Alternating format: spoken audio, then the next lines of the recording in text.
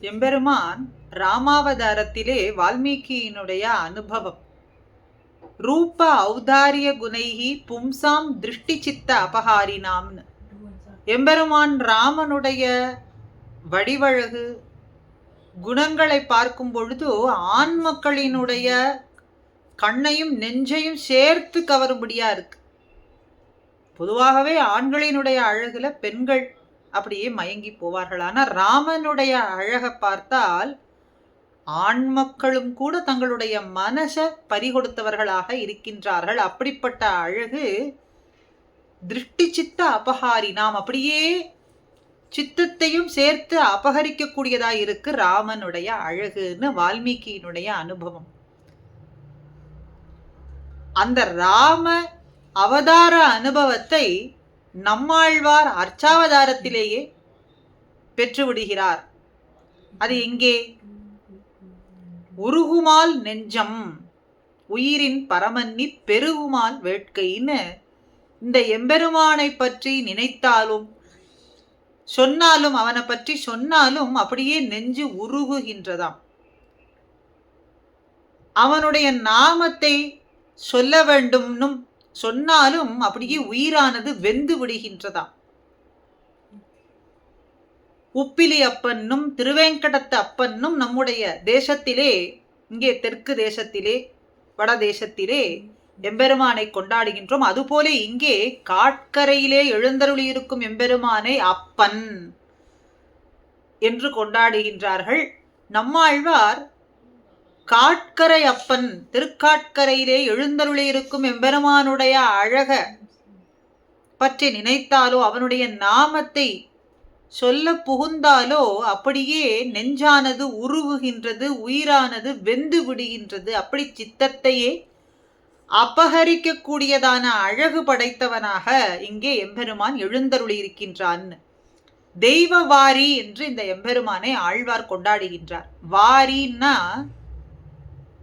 ஒரு கடல் போலே முத்துக்களும் மணிகளும் எப்படி அந்த கடலில் இருந்து உற்பத்தி ஆகின்றதோ அதுபோல இங்கே வாரியான கடலான கருணை கடலான எம்பெருமான் இடத்திலிருந்துதான் மற்ற தெய்வங்கள்லாமும் தோன்றுகின்றது என்ற அர்த்தத்துல தெய்வ வாரி என்று சொல்றார்.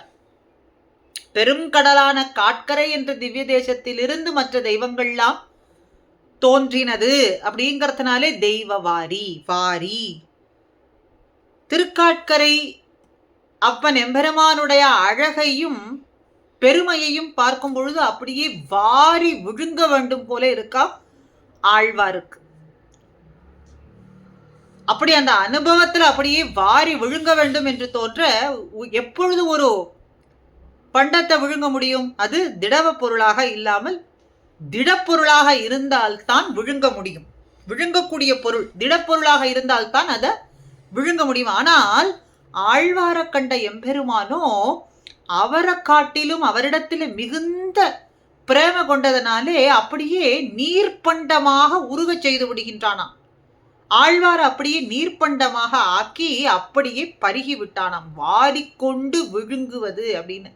ஆழ்வார் எம்பெருமானிடத்தில் இருக்கக்கூடிய பிரேமையினாலே அவனை விழுங்க வேண்டும் என்று பாரித்தார். ஆனால் ஆழ்வார கண்ட எம்பெருமானோ அவரிடத்தில் இருக்கக்கூடிய அதீதமான பிரீத்தியாலே பிரேமையினாலே ஆழ்வார நீர்பண்டமாக ஆக்கி அப்படியே பருகி விட்டானாம்.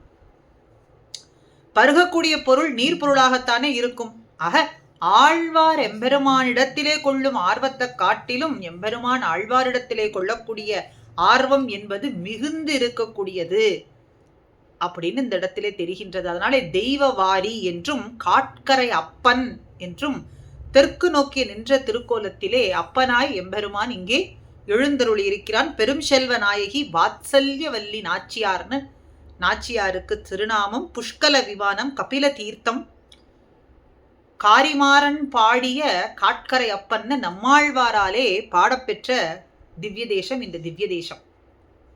இங்கு எழுந்தருளியிருக்கும் வாமன மூர்த்தியான எம்பெருமான் பலி சக்கரவர்த்திக்கு ஆண்டுதோறும் ஆவணி மாசம் சிரவண நட்சத்திரம் திருவோணத்தன்று, அதாவது இன்றைய தினம் திருவோண நட்சத்திரன்று தோன்றி பாதாளத்திலிருந்து பலி சக்கரவர்த்தியானவன் தன்னுடைய மக்களை பார்க்க வர எம்பெருமான் அவனுக்கு காட்சி கொடுக்கக்கூடியதாக இந்த திவ்ய தேசத்தினுடைய சரித்திரம். அந்த நாளைத்தான் ஓணம் பண்டிகை என்றும் கேரள தேசத்திலே கொண்டாடப்படுகின்றது.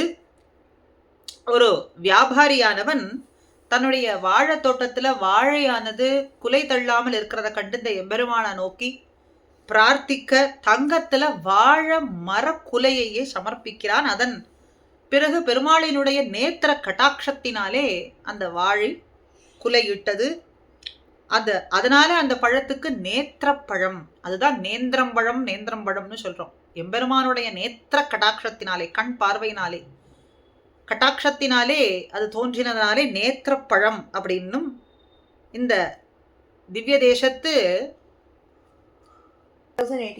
பெயர் பெற்றது அப்படின்னும் இந்த திவ்ய தேசத்துக்கு சரித்திரம் உண்டு. அரங்க நகர் அப்பன் அப்படின்னும் உப்பிலி அப்பன், ஆமருவி அப்பன் எல்லாம் கொண்டாடுறது போல இந்த திவ்ய தேசத்து எம்பெருமான காட்கரை அப்பன் கடியனே என்று ஆழ்வார் மங்களாசாசனம் செய்கின்றார். சௌந்தரிய சீலாதிகளாலே பிச்சேற்ற வல்லவனான எம்பெருமான் தன்னுடைய அழகாலே அப்படியே உயிரை, கண்டவர்களுடைய உயிரை உருக்கி விடும்படியான சக்தி வாய்ந்தவனாக இருக்கின்றான் என்று ஆழ்வார் கொண்டாடுகின்றார். காரிமாறன் பாடிய காட்கரையப்பன் என்று இந்த திவ்ய தேசத்துக்கு ஏற்றம். வாரிக்கொண்டு உன்னை விழுங்குவன் காணில் என்று ஆர்வுத்த என்னை ஒழிய என்னின் முன்னம் பாரித்து தான் என்னை முத்தப் பருகினான் காரொக்கும் காட்கரை அப்பன் கடியரே என்று நம்மாழ்வார் மங்களாசாசனம். எம்பெருமானை பார்த்தால் உன்னை முழுமையாக எடுத்து விழுங்குவேன் அப்படின்னு சொல்லும்படியான அளவுக்கு ஆசையை கொண்டிருந்தேன். எம்பெருமானை பார்த்த உடனே அப்படியே வாரி விழுங்கி விட வேண்டும்னு ஒரு ஆசை. அப்படி இருக்காம் எம்பெருமானுடைய வடிவழகும் குணபூர்த்தியும். ஆனால் எம்பெருமானோ, திருக்காட்கரை என்னும் திவ்ய தேசத்து எம்பெருமான் நீருண்ட மழை மேகம் போல விரைவா செயலாற்றினான். எனக்கு முன்னேயே செயலாற்றினான். எப்படின்னா, என்ன நீர்ப்பண்டம் போலே முற்றிலும் பருகிவிட்டான். ஆழ்வார கண்ட எம்பெருமான் ஆழ்வாரக்காட்டிலேயும் அருளிலே மிகுந்து இருப்பவனாய் இருக்கான். ஆழ்வாரக்காட்டிலேயும் அதிக பிரேம உடையவனா இருக்கான். அதனாலே ஆழ்வாரை அப்படியே நீர்ப்பண்டமாக்கி பருகி விட்டானான். அதைத்தான் சொல்றார், என்னில் முன்னம் பாரித்தான். எனக்கு முன்னே அப்படி ஒரு பாரிப்பு, அப்படி ஒரு பிரேம, அப்படிப்பட்ட ஒரு அருள் என்னிடத்திலே. அதனாலே என்னை முற்ற பருகினான்னா பருகுவது நீராகத்தானே இருக்க வேண்டும், நீர்ப்பண்டமாகத்தானே இருக்க வேண்டும். அதனால ஆழ்வார் அப்படியே நீர்ப்பண்டமாக்கி அப்படியே பருகி விட்டானாம். யார்? காரூக்கும் காட்கரை அப்பன் கடியனே. காட்கரையிலே எழுந்தருளியிருக்கும் அப்பன், என்னப்பன், என் சுவாமியானவன், எனக்கு தந்தையான மூர்த்தி, எனக்கு அத்தனை வித உறவுமாய் இருக்கக்கூடிய எம்பெருமான் என்னை பருகினான், எனக்கு அருளை சுரந்தான் என்கிறார்.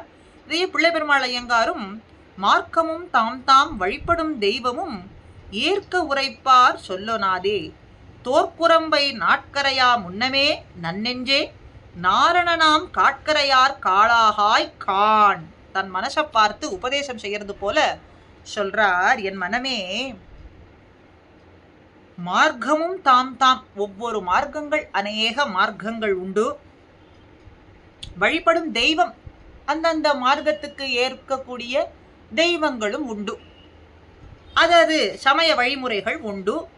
தாங்கள் வழிபடக்கூடிய தெய்வங்களை பற்றி நம்முடைய உள்ளத்துக்கு ஏற்கும்படிக்கு வந்து சொன்னாலும் கூட அந்த சொற்களை நன்மை தரத்தக்கனவாக நீ ஏற்கக்கூடாது.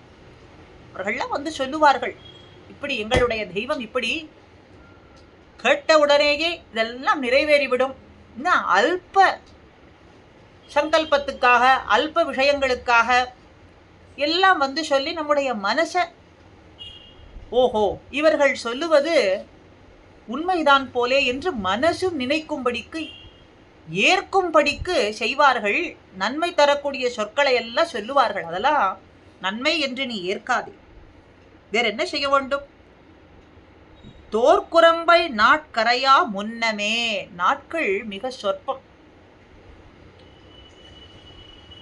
நாட்கள் மிக சொற்பம். தொண்டரடிப்பொடியாழ்வார் பாலப்பிராயத்திற்கு சில வருடங்கள், தூக்கத்திலே பாதி ஆயுள் கழிந்து விடுகின்றது. என்றெல்லாம் காட்டுறார். அதனாலே சொற்ப தினங்கள் வாழக்கூடிய நாட்கள் சொற்பம். அந்த வாழ்க்கை முடிவதற்கு முன்னம் நீ செய்ய வேண்டியது என்ன தெரியுமா? திருக்காட்கரை என்னும் திவ்ய தேசத்திலே விழுங்கும் எம்பெருமானுக்கு ஆட்பட வேண்டும். அதுதான் செய்யக்கூடியதான உத்தேசியமான செயல். திருக்காட்கரை அப்பனுக்கு ஆட்பட வேண்டும். திருக்காட்கரை எம்பெருமானுடைய நாமத்தை நினைக்க வேண்டும். அவனுடைய நாமத்தை வாயார சொல்ல வேண்டும். அவனுடைய வடிவழகை நினைக்க வேண்டும். அவனுக்கு ஆட்பட வேண்டும். அவனுக்கு கைங்கரியம் செய்ய வேண்டிய பாரிப்பு ஏற்பட வேண்டும் என்கிறார். ஆக மார்க்கமும் தாம் தாம் வழிபடும் தெய்வமும் ஏற்க உரைப்பார்.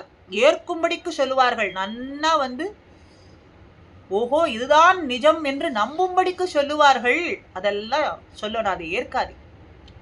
திருக்காட்கரையப்பன் கடியன் மாயன் அவனுடைய செயல்களையே நினைந்து அப்படியே நெஞ்சானது உருகிவிடும். உருகுமால் நெஞ்சம் உயிரின் பரமன்றி. உயிர் நெஞ்சு ரெண்டும் அவனுக்கே ஆட்பட்டு விடும். ஏன்னா நாம் கொண்டிருக்கக்கூடிய பாரிப்பை காட்டிலும் எம்பெருமான் நம்மீது பாரிப்பு கொண்டிருக்கான். அது ஆழ்வாரிடத்தின் மூலமாக அது வெளிப்பட்டது மூலமாகவே தெரிந்து விட்டது. அதனாலே காட்கரையப்பன் மாயன், அவனுடைய திருக்குறளப்பன் வாமனமூர்த்தி, அவனுடைய திருவடிகளையே நீ நினைந்திருப்பாயாக, அவனுக்கே ஆட்படுவாயாக என்று பிள்ளை பெருமாள் ஐயங்காரும் சொல்கிறார்.